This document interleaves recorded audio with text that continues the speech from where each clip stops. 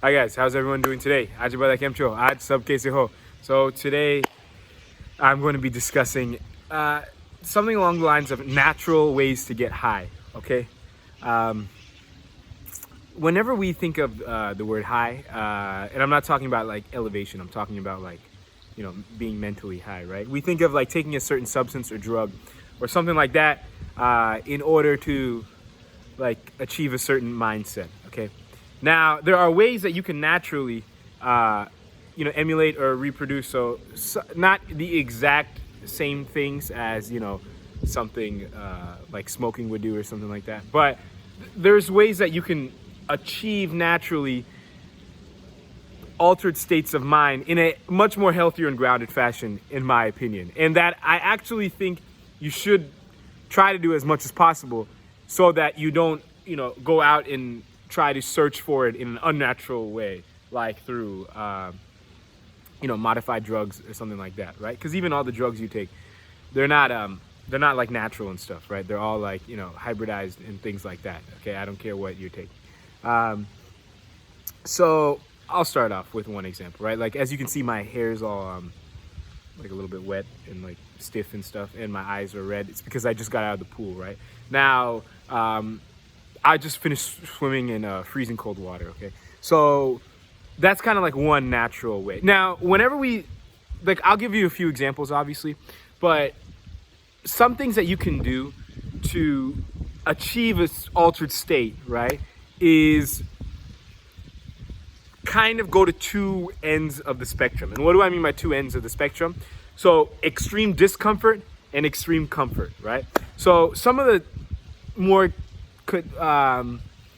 conventional ways of spiritual enlightenment or altered states of mind, you tend to know of them more on the ways of comfort, right? Because they don't, who doesn't like being in extreme comfort, right? So this could be like meditation and stuff like that. Now extreme comfort can also be discomforting in a sense after a little while, right? Which is why people don't usually like genuinely meditating for half an hour or an hour a day on a regular basis, right? Because it's that level of comfort and peace is just too discomforting, right?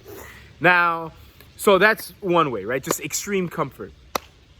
Another way is extreme discomfort, right? So for example, like swimming in freezing cold water. Okay, here where I live, it was pretty cold like earlier this month, and the water is still cold, so you might actually be able to hear the water.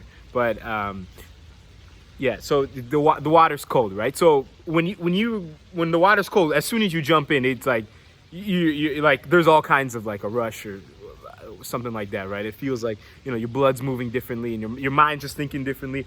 As soon as you finish a couple laps and things like that, you get out and you have all these kind of thoughts and things like that that are flushing to the top of your brain and things like that. Okay, so this is like another way of like a healthier way of kind of altering your state of mind and bringing some stuff up that needs to be addressed, right? Because a lot of us, we just sit on the computer all day or in front of the phone or TV all day.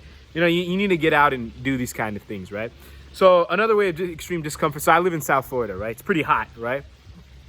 One thing you can do is like on a really really hot day. It doesn't even have to be that hot, but like a really sunny day, you can like I don't know, like do some kind of yoga or something, right? So like I like to like just go barefoot in the grass, like as minimal clothes as possible. So I'll like take off my shirt or something, and I'll do yoga, right, in like really really hot weather, and it gets pretty hot here. Okay, like in South Florida. I live in Broward County. Okay, it's like a little bit north of Miami.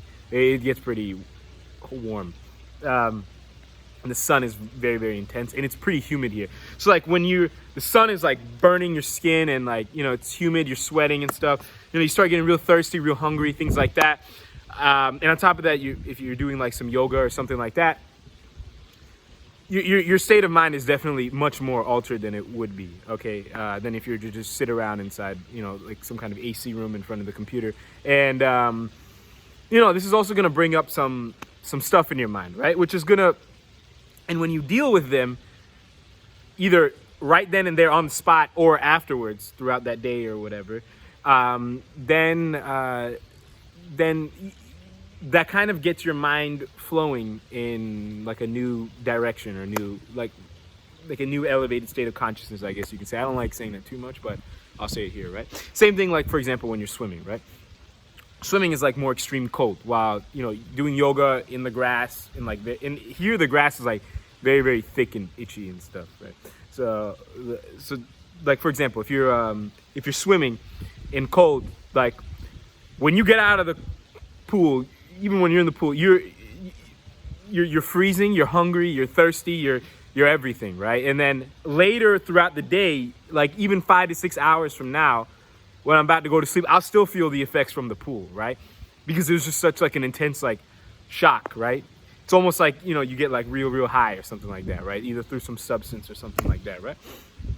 I just wanted to make this video, okay? You don't need to do anything to achieve these kind of things. You just need to arguably either head towards extreme comfort or extreme discomfort, okay? I would recommend you go towards extreme discomfort, because the extreme comfort you usually already do, right? This is why after like if you do something like just do absolutely nothing for a long period of time, you feel a little bit sick almost, right? Because, and same thing with this, right? With the swimming or the yoga and the sun example. Okay, you could feel a little bit like sick after you do it, and the reason why is because you're going through such like a cleanse, right? But it's a good cleanse. Now, here's the thing: these natural ways that I just, like a couple of them that I just described, it's not going to be too. It's not like you're going to have a huge craving to do these things, right? Like especially on a frequent basis, because it's a lot easier to just achieve this high in a much more artificial and quicker way, right? Like through some sort of substance or something like that. But I'd recommend on a holistic, more long-term basis to do these kind of things, okay? Like I said, these are just a couple things that I do off the top of my head. I just quickly thought of this video and recorded this.